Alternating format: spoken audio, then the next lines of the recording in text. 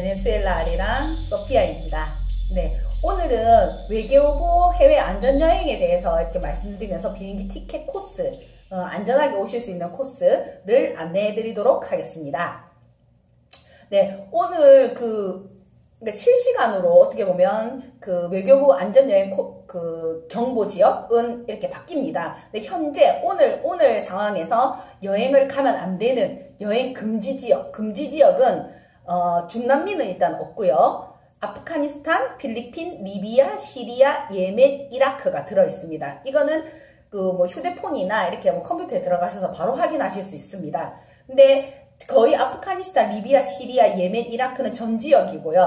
필리핀 같은 경우는 민다나오 지역입니다. 그러니까 그 지역이 어느 지역이냐에 따라서 이게 흑색 경보 발령이 있고 적색 경보가 있고 황색 경보가 있고 이런 상황입니다. 그러니까 그걸 잘 확인하시고 여행을 가시면 좋으실 것 같습니다. 그리고 그 다음에 적색 경보예요. 그러니까 적색 경보라니까 엄청 엄청 위험해가지고 절대로 가면 안 되는 그런 느낌이 들지 않습니까? 근데 여기에 들어있는 나라는 너무 나라가 많아요. 거의 40개 정도 되는데, 제가 조금 불러드리면 일본 후쿠시마 원전 그 사태 때문에 그런 것 같아요. 여기 적혀 있거든요. 다 들어가서 보시면. 근데 제가 간단하게 그냥 나라 이름만 말씀드리면 니카라과, 아이티, 콜롬비아, 페루. 자, 페루는 우리가 지금 엄청 여행을 많이 가시잖아요. 쿠스코에 이렇게 마추픽추 보러. 근데 쿠스코 주가 들어있어요. 여기에.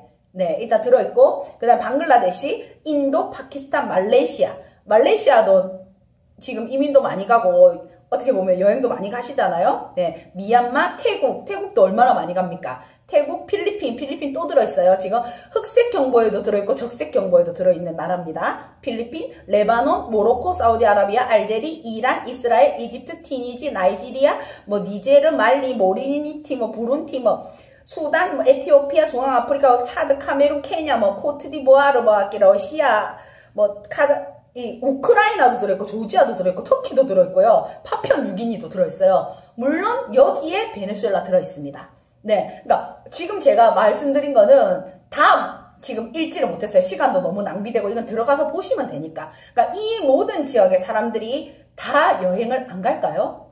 출장을 안 가실까요?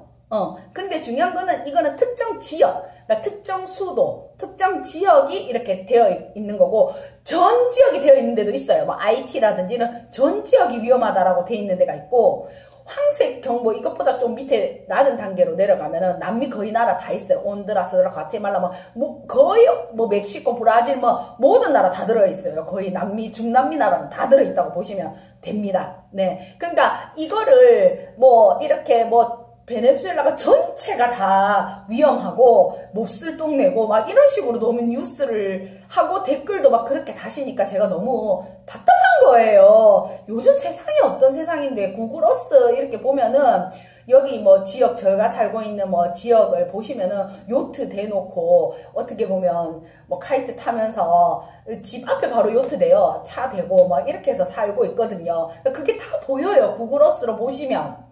네, 사는 수준이 어느 정도 되는지. 네. 저희는 수도도 아니고요, 막말로 말해서. 근데 여기가 그런 적색 경보 지역 안에 들어가지 않는 지역이에요, 제가 살고 있는 지역은.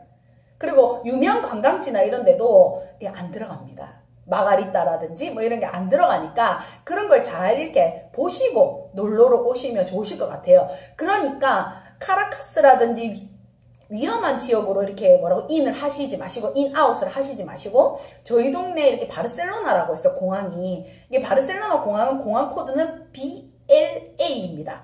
그러니까 스페인 바르셀로나와 이렇게 헷갈리실까봐.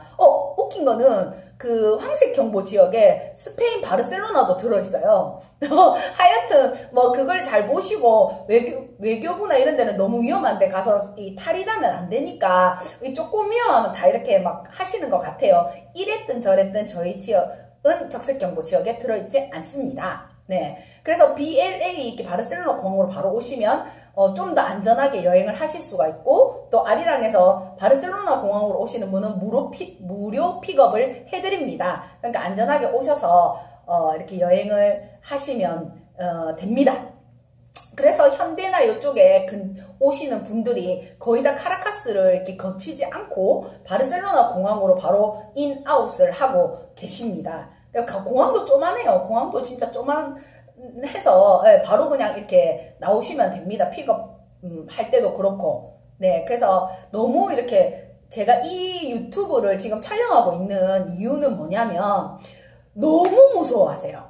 뉴스나 이런 그 부분에서 너무 안 좋은 한쪽 면만 나오다 보니까 그 부인들이 남편을 여기 이렇게 현대 쪽에다 보내놓고 진짜 울면서 전화하시는 분도 있더라고요. 그래서 제가 너무 마음이 안 든 거예요. 그래서 이게 전체적인 베네수엘라가 우리나라보다 10배 가까이 큰 지역인데 싹 다 그런 게 아니고 카라카스 지역하고 국경 지역. 위험하다 이렇게 막 설명을 드려요. 그래 해도 뉴스에서 너무 이렇게 하니까 신랑 죽으러 가나 싶어가지고 되게 이렇게 걱정하시더라고요. 근데 실제적으로 여기 현대에서 와서 이래도 위험수당도 안 나옵니다. 위험수당도. 예. 그 흑색 경보 지역이 아니어서요. 네, 일단은 그렇고요. 그래서 이 마이애미로 해서 바르셀로나로 들어오시거나 뭐 과약길로 해서 이렇게 들어오시거나 뭐 페루로 해서 들어오시거나 이렇게 코스는 바르셀로나로 바로 공항 코드 BLA입니다. 바로 들어오는 이 코스를 선택하시는 게 좀 더 안전하게 여행을 하실 수가 있다 하는 거를 일단은 제가 말씀드리고 싶고, 미국이나 이렇게 마이애미 쪽에 왕복 티켓을 끊으실 때 이렇게 델타항공 코드쉐어로 대한항공 끊으시면 좀 더 편하게 안전하게 오실 수가 있고, 카라카스로 하시는 게 사실은 더 쌉니다. 네, 카라카스 지역으로 이렇게 하는 게 싸고, 아니면 콜롬비아 보고타로 하셔가지고 버스 타고 이렇게 들어오신다든지, 그러니까 하여튼 그거는 좀 자기 개인 취향에 따라 하시되, 그러니까 저는 위험한 거를 권장하고 싶지는 않고 제일 안전하게 이렇게 돈을 조금 더 내더라도 안전하게 들어올 수 있는 곳이 BLA 바르셀로나 공항으로 들어오시면 된다라는 거를 일단 말씀드리고 싶고요.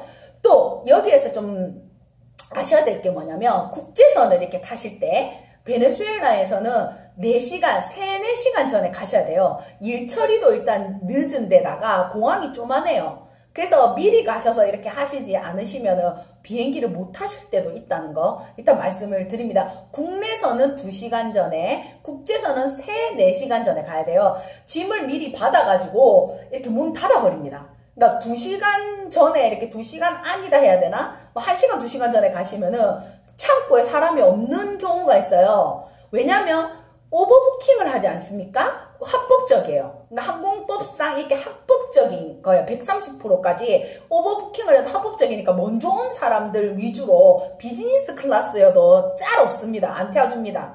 그러니까 먼저 온 사람들 위주로 이거를 다 티켓을 먼저 발부하고, 거기에 일정 인원이 차면 그냥 그 창고로 문을 닫고 안으로 들어가 버립니다. 그래서 미리미리 먼저 가시고, 그러니까 저 같은 경우에는 여기서 이제 사는 게 이제 조금 편하게 운전기사가 대신 줄을 서고 있다가 저는 거기 2층에 레스토랑에서 이 커피를 마시거나 이렇게 주스를 한잔 하고 있으면 손님하고 운전기사가 전화 옵니다. 우리 차례 다 됐다고.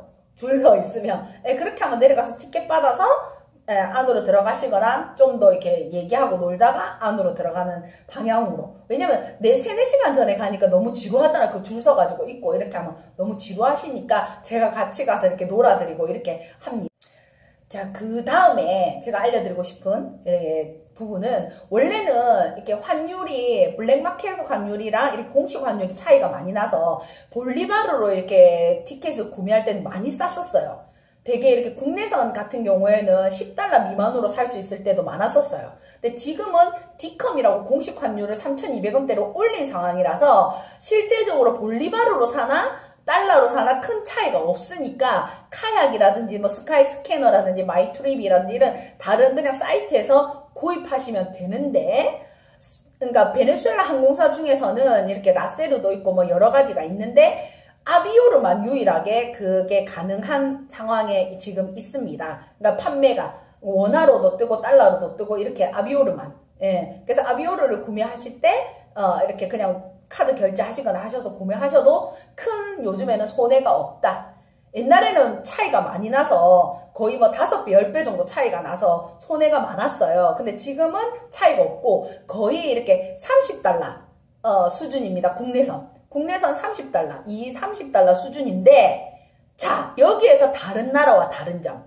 자, 우리나라나 이렇게 다른 나라는 경유를 해서, 만약에 제가 바르셀로나로 오고 싶어. 근데 만약에 마가리타를 통해 갖고 바르셀로나로 온다라든지 이렇게 하면, 그렇게 해도 제가 검색한 거는 카라카스 바르셀로나니까 가격이 크게 차이가 없어요. 근데 여기는 한 군데를 더 경유해서 오잖아요. 그럼 2배 받아요. 2배.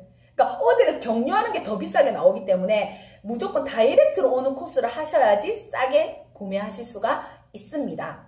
그리고 한번 조회를 해보세요. 어차피 그 컴퓨터에 이렇게 앱에 이렇게 조회해 보시면 되니까. 그러니까 경유하시는 것이 유리한 것이 아니다라는 거, 불리하다, 돈 더 내야 된다. 그리고 또 편도로 끊을 때 하고 왕복으로 끊을 때, 우리가 국제선 같은 경우에 편도로 이렇게 끊는 거랑 왕복 끊을 때가 어쩔 때는 편도가 더 비싼 경우도 있잖아요. 이 날짜별로 이렇게 해보시면. 근데 베네수엘라는 편도는 딱 반이에요.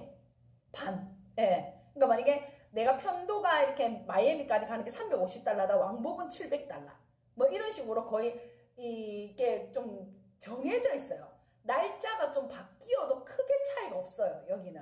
그러니까 여기 항공사는, 베네수엘라 항공사는 그게 다른 나라와 이렇게 차이 나는 다른 점입니다.